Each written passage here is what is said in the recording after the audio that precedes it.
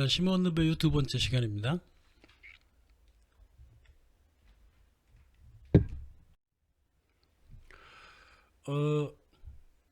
시몬드 배유는 신도 함부로 평가하지 않았습니다. 인간도 함부로 평가하지 않았죠. 그래서 재밌는 말이 있습니다. 공부를 하시려면 태양 밑에 있는 물건을 공부해야지 왜 태양을 공부하세요? 눈이 부셔서 제대로 볼 수나 있나요? 말은 재밌죠, 그죠? 우리가 태양을 과학적으로 공부할 수 있죠, 물론. 그러나 여기서 말하는 태양은 그런 뜻이 아닙니다. 정신적 태양을 얘기하는 거죠. 사물이 있고 세상이 있고 세계가 있고 우주가 있으면은 그 우주를 공부하면 되는 건데 왜 우주를 존재케 하는 어떠한 더 큰 존재, 우리가 보통 신이라고 얘기하죠. 그거를 공부할 종류가 아니라는 거죠. 그게 공부할 종류가 아니고 그냥 있다 없다 뭐 스스로 생각하는가 말든가 그거는 뭐 자기 생각이고 그거는 공부할 종류가 아니라는 거예요. 그래서 신에 대해서 왈가불가하는 것은 웃기는 말이다라는 소리입니다. 이게 딴 게 아니라 알지도 못하면서 항상 시몬드 배유는 그랬어요. 가톨릭에 다가갔고 뭐 우파니샤도 다가갔고 힌두교도 다 다가갔고 불교 경전도 들고 다니고 공부도 다 했고 했지만은 시몬드 배유가 공부하고자 했던 건 그게 아니라 그 종교 그 자체의 어떤 교리 이런 게 아니라 인간 속에서 발견할 수 있는 어떤 거대한 영혼들 이런 것들이에요. 네. 그래서 종교라고 하는 것도 그냥 사람들이 그냥 쉽게 얘기하듯이 뭐 종교는 아편이다 어쩐다 뭐 그럼 사회학적으로 본다면 그럴 수도 있겠죠. 근데 그게 아니고 종교와 교회 그것과 신과 뒤섞지 말라는 거죠. 네.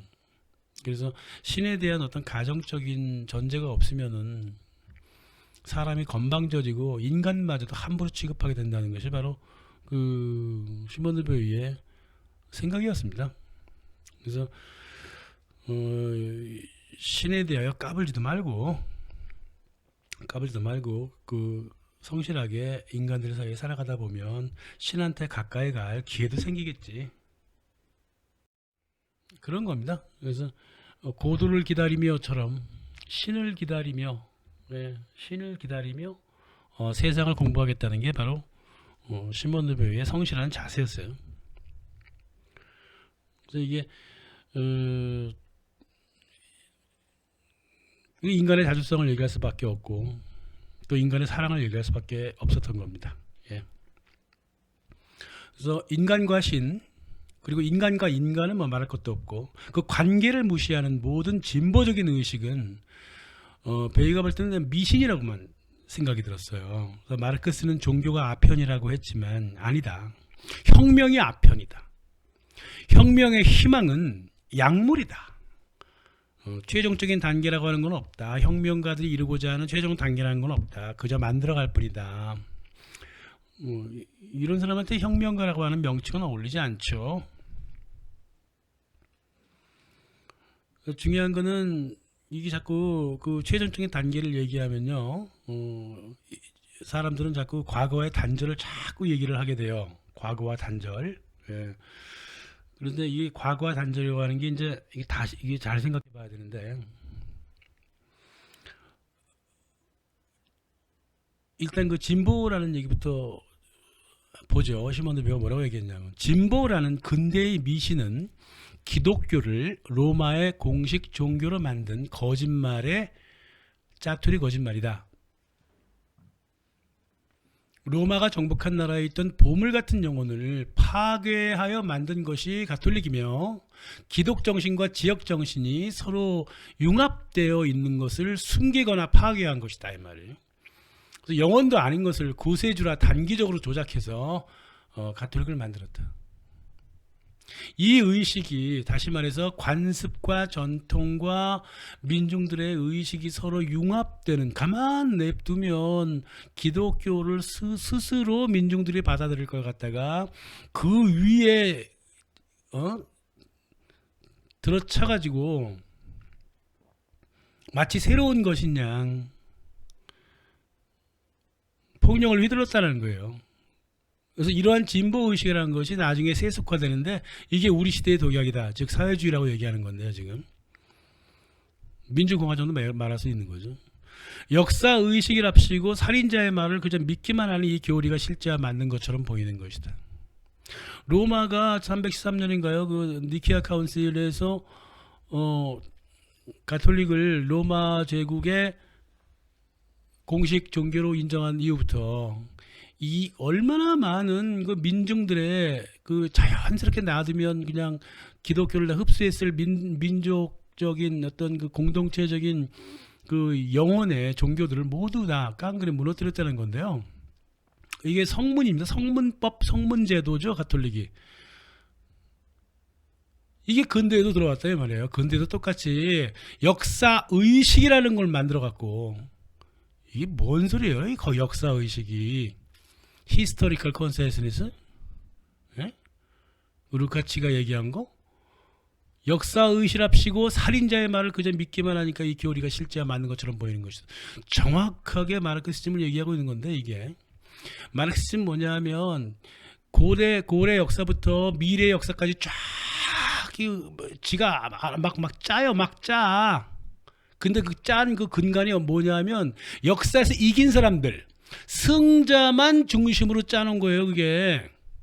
그래서 앞으로의 승자는 노동자가 될 것이다. 노동자 독자가 될 것이다. 그렇게 만들어 놓은 거 아니에요. 그 역사적 인물론이잖아요. 그러니까 살인자의 말이라고 하는 건 승자의 말만 믿으니까 이 교리가 실제에 맞는 것으로 보이는 거예요. 왜? 실제라고 하는 거는 승자가 만든 거니까.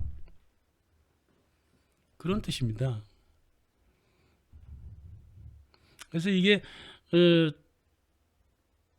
자기가 승자랍시고 과거를 걷어내겠다, 전통을 타파하겠다 이러면서 자기네들의 전통뿐만 아니라 남의 전통도 다 뿌리채 뽑았다는 것이 바로 그 시몬 르베유의 한탄입니다. 로마도 원래가 2800년 전인가요? 만들어졌을 때 여기저기 뿔뿔이 흩어진 놈들이 모여서 만든 게 로마인데 자기네가 뿌리가 없으니까 남의 뿌리 다 뽑는다 이 말이에요. 그 습관이 돼가지고 로마 제국도 다 뿌리 뽑는데 지중해를 전체를 다 뿌리를 뽑았잖아요. 막 그 총독관 보내가 막 그래갖고 그 지역의 그 전통이 보면 다 뽑았다고 보는 거예요. 시면도 배우는 거나 뭐 실제적으로는 그렇게 많이 뽑은 건 아니에요. 그 큰 지중해 지역을 어떻게 로마가 다 뿌리를 뽑았겠어요. 단지 그 로마의 법을 위해서 강제했다는 것을 지금 얘기하고 있는 거겠죠. 민중이라고 하는 민중의 역사, 민중의 공동체적인 의식이 그렇게 쉽게 사라지는 건 아닙니다. 물론 그러나 시몬도 베이가 얘기하는 것은 그 위에서 내리 눌렀다는 것을 강조하는 것뿐입니다. 물론 이제 또 콩키스타도들도 마찬가지고요. 16세기에 농촌 사회에서 더 이상 살기 어려운 부르주아들, 이 사람들이 이제 그걸 하잖아요. 그 상업. 바다에 나가서 상업하지 않습니까? 그러니까 뿌리가 없이 일을 하다 보니까 뭐 아시아나 남미에 가서 다 뿌리를 뽑아 버리잖아요. 그 문명을. 물론 이제 뭐 이집트에서 추방당한 이스라엘 그 헤브리인들도 팔레스타인의 역사에 뿌리를 뽑았다고도 얘기를 하는 겁니다. 그래서 뿌리를 뽑힌 사람들이 뿌리를 뽑지 뿌리를 내린 사람들은 남의 뿌리를 뽑지 않는다. 그래서 이 정체성이 이렇게 중요하다는 겁니다. 이게 자기의 정체성이 있으면 남의 정체성을 갖고 뭐 감내라라 판내라라 이런 얘기 안 한다. 이런 소리입니다. 그래서 자기가 뿌리가 없으니까 자꾸 남의 뿌리를 뽑으려고 그래요. 경쟁이라든가 이런 걸 통해 가지고 경쟁에서 이기면 내가 인간적으로 널 이긴 것처럼 얘기하고 이렇게 참 저질의 역사가 흘러왔다는 겁니다. 이 뿌리 뽑기의 문제가 사실은 이게 그 과거의 로마라든가 그 콩키스타도 16세기 이래 스페인, 포르투갈, 영국, 뭐 네덜란드, 프랑스도 포함해서 그런 그 제국주의적으로 역사 뽑기에만 적용되는 건 아니에요. 물론 그 중에 이제 가장 센 게 프랑스죠. 프랑스만큼 남의 나라에 가서 역사를 다 갈갈이 찢어낸 나라가 실은 없거든요. 국가가. 영국은 차라리 무관심했어요. 식민지. 나중에 이제 그 양국의 식민지 그 정책을 비교를 해드릴 기회가 있을 겁니다. 지만 잘났어 프랑스는요. 그러니까 그딴 식으로 서구사가 흘러왔다는 거죠. 예, 흘러왔고 지역의 뿌리를 뽑았는데 이게 제국주의만 연관하는 게 아니라 사회혁명과도 연관한다는 거예요. 예. 그 시몬드 베유가 살던 시절 젊은 그 34살 젊은 나이에 죽었는데 그 살던 시절에는요. 그 좌파 우파 정말 정말 대단했어요. 대단했습니다. 이 정치적인 상황이. 예. 근데 보면 사회주의 체제가 가장 마지막으로 나타난 뿌리 뽑기의 그 체제다. 예. 그래서 농민이나 노동자 이런 사람들이 수백 년, 수천 년 그 삶의 조건을 만들어 왔던 공동체 규율이라든가 제도라든가 공동으로 사용했던 생산수단이라든가 가족과 이웃 모두 뿌리채를 뽑아버리고 갑자기 노동자 유토피아를 만들겠다는 거 이게 자체가 거짓말이라는 소리예요. 그럴 수밖에 없겠죠. 왜냐하면 노동자 농민이 살아갈 수 있는 근간 생산수단을 모두 국가나 아니면 개인이 가져갔잖아요. 자본주의는 개인이 가져갔고 공산주의는 국가가 가져갔잖아요. 사회주의는. 그래놓고 노동자 사회라고? 그건 거짓말이다 그 말이죠. 이 두 길은 반대 방향이다. 만날 수 없다. 그래서 그것이 자본주의든 뭐 사회주의든 농민과 노동자의 생산수단을 빼앗았다는 것부터가 벌써 노동자 농민의 미래는 예견되어 있는 것이다 이 말이에요. 나머지는 다 수수하게 돼버리는 거예요. 그래서 모든 종류의 산업화, 근대화, 뭐 사회주의화 이런 것들은 생산하는 사람들의 생산수단 소유권, 생산, 유통, 소비의 자유를 지켜주고 또 기술 산업적으로 발전시켜야 되는데 이거 뭐 지네가 다 가져가 버렸잖아요. 개인이 가져가고 국가가 가져가고. 그러니 뭐 자가 발전적인 행보의 개념도 없고 물론.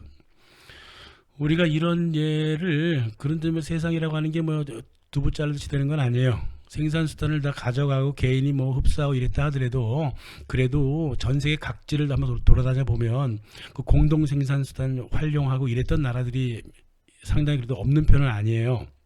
간단한 예가 이제 스위스나 플랑드르 지역 같은 데 보면 그 공동 생산 것도 많고 조합 체제도 되게 많습니다.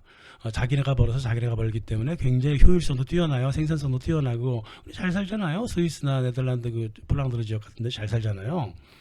또 그 비스마르크 시절에 독일이 굉장히 그 발전하는데 그게 이제 그 프리드리 리스트라고 하는 독일 경제학자 민족주의 경제학을 폈거든요. 이 프리드리 리스트가 거기에 근거해서 그 상호 협동에 근거한 그 경제 체제를 이끌었거든요. 그러니까 비스마르크 때 독일이 영국을 제치고 세계 2위로 올라가 버렸잖아요. 미국 다음으로. 그런 겁니다. 그래서 생산수단을 농민 노동자 돌려주면 자기네 물건 만들어서 자기가 처신하고 그래야 자기 주대도 쓰고 자기 자주성도 생기는 거고. 그리고 또 뭐 사례는 굉장히 많아요. 여기저기 찾아보면 스페인도 바르셀로나가 제일 잘 사는데요. 바르셀로나가 어딥니까? 지방자치 경제자치조합주의의 한복판이잖아요. 사라고사하고 이 두 도시가. 그러니까 제일 잘 살아요. 바르셀로나가 다른 지역보다. 뭐 많다니까요. 뭐 오스트리아의 경우도 있고요. 일본에도 지는 경우가 있어요. 일본도 에도 시대부터 그 생산수단 공유하든 뭐 부분적으로 사유하든 간에 기술 공동체가 그 무너지지 않았어요. 에도 시대 지나가지고 명치유신 지날 때까지도 구체제 과거의 생산 방식을 갖고 있었다고요. 그 장인적인 생산 방식이 있어. 그러니까 일본의 그 기술이 굉장히 빨리빨리 발전할 수 있었던 거는 바로 그 장인적 과거 문제 때문에 그 전통 때문에 그렇게 된 거지. 뭐 하루 아침에 일본이 갑자기 무슨 뭘 만들고 뭐 막 그랬을 것 같습니까? 자기네가 다 뭔가 갖고 있는 게 있었으니까 그렇죠. 그래서 이 과거를 무시하지 말라는 게 시몬드 베유의 주장입니다. 과거라고 하는 것은 복고로 돌아가는 게 아닙니다. 이게 예. 실은 미래를 항상 미래 뭐 미래 어쩌고 얘기하는 그 진보주의자들이 항상 머릿속에 염두에 두는 거는 과거예요. 자, 민주주의 모델은 그리스에서 찾죠. 네? 그리고 정신과 물질이 분리되지 않고 총체성을 가졌던 시대를 고전 시대나 중세에서 찾죠. 예, 총체성이라는 건 뭐냐면 내 마음 네가 알고 네 마음 내가 알고 내가 뭔가 하고 싶은 마음이 현실과 이렇게 어긋나지 않아. 현실은 나를 자꾸 빗겨나 뭐 이런 게 별로 없어요. 내가 무슨 생각을 하든 간에 주변에 살펴보면 나와 비슷한 생각을 하는 사람들이 굉장히 많아. 이런 상태가 총체성의 사회인데 헤겔이나 마르크시스트나 뭐 진보 뭐 하는 사람 모두 이 중세의 총체성을 그리워하면서 왜 중세를 거부했냐 그 말입니다. 예? 왜 고대를 거부하고 뭐 이상하잖아요. 독일적 사람들이 그 중세나 고전 시대의 총체성과 안정된 삶을 희구했다면 이 프랑스의 사회주의자들은 독일과 조금 달라갖고 실제적으로 모델을 거기서 찾았거든요. 그게 바로 동업조합이에요. 예, 프랑스 사회자들의 그 생디칼리즘이라고 하는 거, 조합주의라고 하는 게 실은 중세와 구체제의 집산 노동 소비 유통 경제를 따라가려고 했던 거예요. 그러니까 과거를 그렇게 추구했으면서 머리는 왜 그 과거를 거부하고 전통과 단절을 하네 마네 이런 말을 하냐고요. 왜 그랬을까요? 왜 이런 모순을 그렇게 자랑스럽게 얘기했을까요? 딴 게 아니죠. 내가 하면 옛날보다 더 잘하겠다고 하는 권력가들의 그 참 어처구니 없는 자신감. 그것 때문에 그런 거죠. 네. 그 자신감의 근거가 권력의 의지예요. 나 권력 잡아보겠다고 그러는 겁니다. 그게 나머지는 다 홍보입니다. 홍보. 머릿속에는 과거를 가득 갖고 있으면서 말로는 과거랑 단절하겠대. 무슨 이게 뭐 하는 소리예요. 솔직하고 바르게 생각하자고요. 시몬 베이어가 얘기하고 있습니다. 과거를 좋아한다는 것은 정치적 반동과 아무런 관계가 없다. 그럼에도 불구하고 수세기에 걸쳐 백인종들은 안팎으로 과거를 파괴했다. 멍청하고 눈먼 봉사같이 파괴했다. 지나온 300년의 역사를 돌이켜보건대 진보적인 게 이라고 뭔가 있었다 해도 그것은 전통을 파괴해서 나온 게 아니라 파괴를 했음에도 불구하고 적게나마 살아남은 과거의 전통 때문이다. 무너진 과거는 다시는 돌아오지 않는다. 과거를 파괴하는 일은 지상 최대의 범죄일 것이다. 뿌리 뽑기를 멈춰야 한다. 이는 뿌리가 뽑힌 사람보다 뿌리를 뽑은 사람을 더욱더 정신병자로 만든다. 이겁니다. 네. 그래서 이 근거 없는 자신감, 이 근거 없는 자신감은 그러니까 과거를 그리워하면서 대표적인 게 마르크시스트잖아요. 과거를 그리워하면서 과거와 단절하고 미래로 가겠다는 건데 이게 무슨 모순이냐는 거죠. 이게 뭐 이 모순이 어디서 나오느냐? 단순한 겁니다. 내가 선조들보다 더 잘할 수 있다는 근거 없는 자신감 때문에. 이렇게 눈먼 자들이 그 민주공화정을 지금 이끌고 있는 겁니다.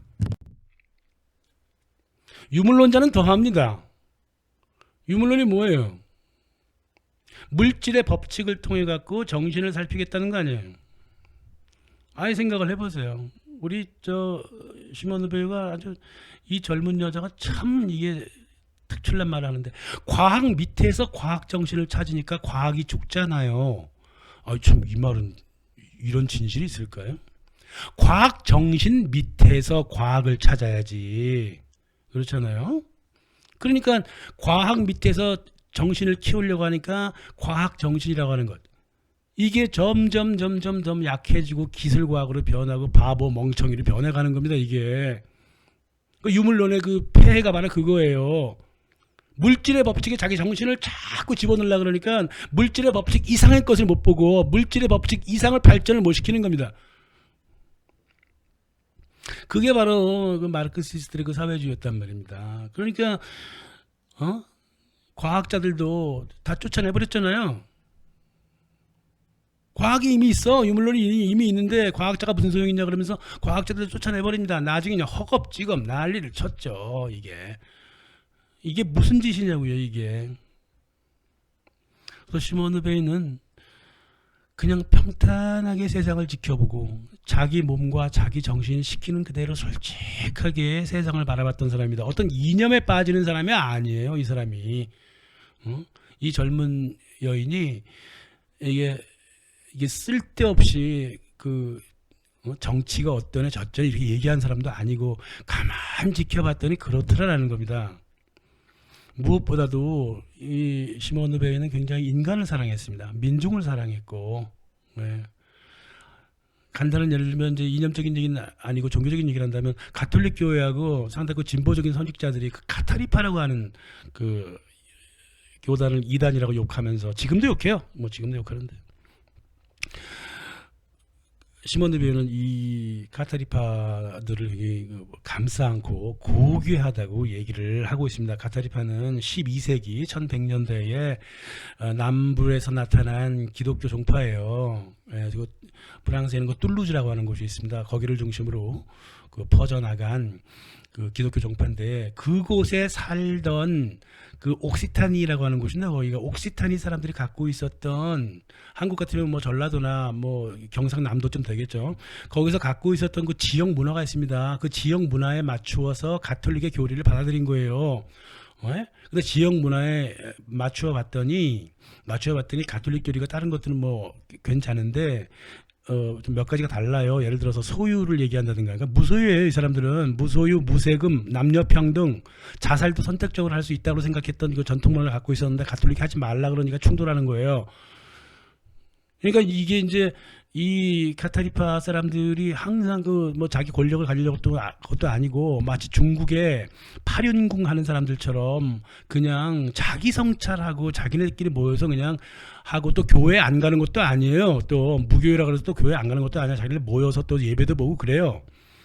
근데 이 모습이 꼴 보기 싫다고 해서 교황 이노센스 3세가 1209년부터 군대를 보내잖아요. 군대를 보내갖고 20년 동안 완전히 살육을 해버립니다. 교도들을, 카타리파를. 그래서 이 카타리파가 저도 족족을 찾아갖고 몇 군데 좀 간 적이 있는데요. 이 몽세구라고 하는 곳인데 1229년까지 그렇게 죽이지도 못하고 더 또 연장했고 1244년까지 남불에 있는 그 툴루즈 공작도 카타리파였는데 공작까지 모두 잡아서 죽입니다. 몽세구라고 하는 그 성인데 여기 성에서 200명을 불태워 죽입니다. 이 가톨릭이. 그러니까 이거는 전체주의라고 하는 거예요. 그래서 이게 이 시몬 베일가 가톨릭을 자꾸 중심으로 여러 그 정치라든가 이런 걸 얘기하는 이유가 가톨릭이 1700년 이상을 서구 사회를 지배를 했잖아요. 그 정신이 여기저기 다 퍼져나가 있고 그러니까 이 때를 벗겨내려고 하는 거예요. 그래서 가톨릭의 정신 자체가 전체주의니까 이 전체주의가 이게 거기서만 머물지 않고 근대사회까지 계속 이어진다는 거예요. 전체주의가 민주공화정을 뚫고 들어가서 사회주의까지 계속 전체주의를 끌고 가고 파시즘도 지금 가톨릭의 영향하에 있는 것이고 그렇게 봤던 겁니다. 시몬 베일은. 그러니까 서양 사람이 아닌 사람들은 특히나 유럽 사람이 아닌 사람들은 이런 그 마인드를 잘 몰라요. 그래서 이렇게 자기한테 해가 되지도 않는데도 불구하고 생각이 좀 다르다고 해서 전체주의적으로 사람들을 불태워 죽인다는 게 이게 가톨릭의 문제만이 아니라 현대 정치 사상의 문제이기도 하다는 겁니다. 이게 지금. 그래서 베네딕트 교단은요 그 이단 재판 맡았던 공부를 제일 많이 했던 사람들인데요. 1160년인가 그 수도사 한 사람이 카타리파 사람들을 불태워 죽이면서 수도원장한테 보낸 편지가 있습니다. 불에 던져 태워버렸습니다. 놀라운 일은 이 사람들이 불길 앞에서 참고 견디면서 행복해했다는 것입니다. 주 예수를 따르는 가장 독실한 우리 신자에게도 찾기 어려운 저 악마 같은 끈질김이 어디서 왔는지 원장님이 옆에 계신다면 설명드리고 싶습니다. 브레타 죽으면서도 자기의 생각과 신념과 삶을 버렸던 카타리파이기 때문에 시몬 르베유가 봤을 때는 이거는 인간적 영혼의 승리지, 이게 그럼 가톨릭은 뭐냐, 영혼을 파괴하는 자들 아니었느냐, 이렇게 본 겁니다. 근데 안타깝게도 지금도 몇 신부님들이나 교황청 주변에서는 가타리파를 아주 징글맞게 싫어하는 사람들이 있는데요. 그 가타리파가 나중에 종교교육에도 영향을 끼칩니다. 예. 가타리파가 워낙에 그 강직하고 순수했던 사람들이기 때문에 그 가톨릭도 나중에 조금 후회를 해요. 후회가 아니라 그 반성을 조금 해서 가타리파의 교리를 몇 개를 받아들였다고는 하는데, 지금 여기서 얘기하는 것은 이제 그런 게 거기에 포커스를 맞추는 게 아니죠. 시몬 르베유는 근본적으로 이렇게 불에 태워 죽이고 강직하고 순진한 사람들을 이렇게 불에 태워 죽일 만큼의 전체주의가 이렇게 무섭다는 거고, 그 전체주의 전통이 지금까지 이어진다는 거고, 그게 바로 정당에서 나타난다는 겁니다. 정당에서. 그래서 시몬 르베유가 살아있었으면 정치 이론을 더 크게 만들었을 텐데 34살이 아주 이른 나이에 죽었기 때문에 정치 이론을 더 발전을 못 시켰습니다만은 이 정당에 관해서는 굉장히 아주 확실한 얘기를 하고 있어요. 시몬 르베유가 이 정당 정치라고 하는 것을 앵글로색슨 영국에서 주로 만들어졌다고 얘기를 하면서, 영국에서 그 정당을 만들었을 때 그 근본 철학이 뭐냐면 귀족의 붕당 정치를 그대로 모방해 왔다는 건데요. 그 귀족의 붕당 정치를 부르주아가 이어받고, 또 부르주아의 붕당 정치를 더욱더 확대해서 사회주의가 이어받았다는 겁니다. 예. 시몬 르베유가 예를 하나 들어주는 게 프랑스 혁명 공포 정치 1793년부터 1794년까지 모두를 더 자기 정당 아니면 모두 다 때려 죽였던, 예, 그런 공포 정치 하에서 한 얘기가 있어요. 그 자코방당 당원 중에 하나가 권력을 쥔 당만 남고 나머지는 모두 감옥으로 보낸다. 이게 정당의 기본 원칙이고 원죄라고 얘기를 하고 있습니다. 그래서 시몬 르베유가 했던 말을 좀 들어보면, 정당은 집단적 열정을 만드는 기계다. 정당은 개인의 생각에 압력을 가하려고 만든 조직이다. 모든 정당의 유일하고도 핵심 목적은 한계 없이 전 국민이 정당원이 될 때까지 자가 발전하는 것이다. 즉, 첫째, 집단적으로 광기를 부린다. 둘째, 바깥의 목적은 정권을 쟁취하는 일이지만 내부의 목적은, 정당의 목적은 검열이다. 세 번째, 무한 자가 증식하려고 하는 성격을 갖고 있다. 그래서 이 세 가지 성격은 정당의 뿌리부터 향후 비전까지 모두 관통하는 전체주의다라고 얘기를 하고 있습니다. 그래서 정당이라고 하는 것 자체, 존재 자체가 전체주의적 성격을 갖고 있기 때문에 이 정당을 깡그리 없애지 않으면 민주주의도 오지 않고 평생을 이렇게 살아갈 것이다, 이 말입니다. 그래서 이 정당이라고 하는 거는 그런 거예요. 그 진영 논리에 빠져 있잖아요. 정당이라고 하는 게 옳든 그르든 간에, 그죠? 예, 정당이라고 하는 거는 쪽수의 근거에서 자기네 이익을 이성적으로 잘 만들어내는 수사학자들의 모임이에요. 쉽게 얘기해서. 예. 검사나 판사가 그 판결 내릴 때 참 입에 달고 다니는 말이 있어요. 보통 인간의 상식으로 볼 때 이렇게 얘기하거든요. 니네 상식이지, 그거는 검사와 판사의 상식이에요. 보통 인간의 상식이 아니라. 그렇게 말을 장난처럼 얘기하잖아요. 검판사들이. 이 사람들은 왜 그런 말을 하냐면 자기가 법적 권력을 쥐고 있기 때문에 그렇게 얘기합니다. 그러나 정당도 똑같은 말을 합니다. 국민의 이름으로 어쩌고 이런 헛소리 하거든요. 근데 그거는 뭐냐면 자기네가 쪽수가 좀 있다, 이 소리입니다. 네. 그래서 이 정당은 기본적으로 진영 논리에 푹 빠질 수밖에 없고, 진영 논리에서 조금 빠져나가려고 한다면 하고자 하는 정당원은 거짓말을 할 수밖에 없다. 이렇게 적고 적고 있습니다. 시몬 르베유가. 그래서 이 정당 정치는 끝없이 독재와 집단 이익을 추구하는 역사를 만들어 왔지 민중과 접촉하는 역사는 거의 만들어 본 적이 없다는 건데 그 사례를 그 시몬 르베유가 하나 들어주고 있죠. 1932년 나치가 정권을 잡기 바로 전에는 공산당과 나치당과 서로 그 논쟁이 많았는데 무슨 논쟁을 하면 할수록 서로 같은 당이라고 하는 거야. 정견이 같아. 정책도 같고. 같은 것이라는 것을 서로 확인하고 놀라워했다. 이랬거든요. 근데 왜 서로 안 합치고 그랬을까? 물론 저기 나치당 넘어갈 때 공산당원 중에 한 20%는 나치당으로 넘어갔다 그래요. 근데 그 이후에는 더욱더 싸우잖아요. 아니 정견과 정책이 비슷하다며 왜 싸웠을까? 권력을 차지하고자 하는 진영이 달라서 그렇죠. 그러니까 다시 말해서 정당의 목적이란 거는 예? 권력 쟁취가 다예요. 나머지 정견 같은 거는 다 핑계다 그 말입니다. 시몬 르베유가 그렇게 얘기를 해주고 있는 거예요. 비밀 정당이라는 것도 마찬가지다는 소리예요. 다 마찬가지고 보다 더 큰 야심에 찬 자들이 모인 게 바로 비밀 정당이라고 얘기하는 겁니다. 실제로 역사가 그렇게 보여주죠. 비밀스럽게 살아왔던 그 정치꾼들 정권 잡으면 말 그대로 몰아치잖아요. 그런 거 같은 겁니다. 더욱더 시몬 르베유가 안타까워했던 거는 정당으로 이렇게 열정으로 갈린 사람들이 과학자들도 분리시키고 예술가들도 나는 우파 너는 우파 이따위로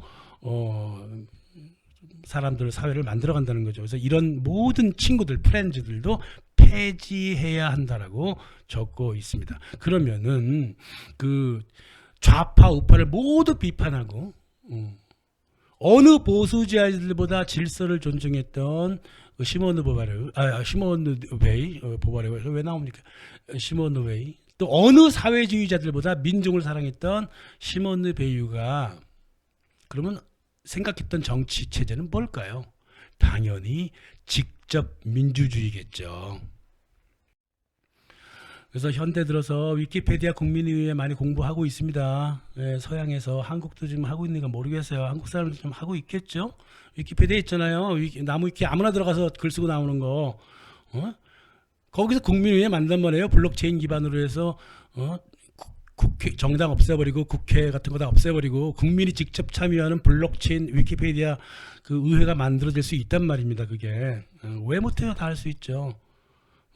그 백신 막 추적하고 사람 추적하는 건 다 하면서 왜 국민의회를 국민 직접 못 만듭니까? 또 스위스 직접 민주주의가 다시 또 공부가 되고 있죠. 예, 한 달에 4번씩 만나고 투표하고 결정하는 거. 네, 그리고 또 국민대표 추천제, 러시아처럼 러시아는 주로 추천제죠. 예, 그 서로 선거하고 있다고 안 하고요. 예, 추천을 하면은 추천한 사람이 책임을 져야 되고 추천 받은 사람도 같은 책임을 집니다. 예. 그리고 대통령 윤번제로 들어가야 되고 뭐 이런 것들 있잖아요. 스위스는 대통령을 윤번제로 하죠. 22개인가 23개인가 그 깡통이 있잖아요. 그 자치제 그 대표자가 대통령을 윤번제로 들어갑니다. 뭐 이런 거라든가 지방자치 연방제, 예. 지방자치가 있으면 그 옆에 있는 자치체와 또 연방을 만들어요. 페더레이션 만들면 그 페더레이션이 다시 또 연방을 만들어. 그럼 컨페더레이션이 돼요. 그럼 스위스처럼 헬베틱 컨페더레이션이라고 하는 국가명이 실제 국가명이 그렇거든요. 컨페더레이션이 된다. 이런 것이 논의되고 있는데 만약 시몬 르베유가 지금 살아있었다면 이 왕창 무너져 내려버린 근대 정치 체제를 대신할 직접 민주주의 체계를 공부를 분명 했을 거라고 생각을 합니다. 우리도 한번 같이 한번 공부를 한번 해보도록 하죠.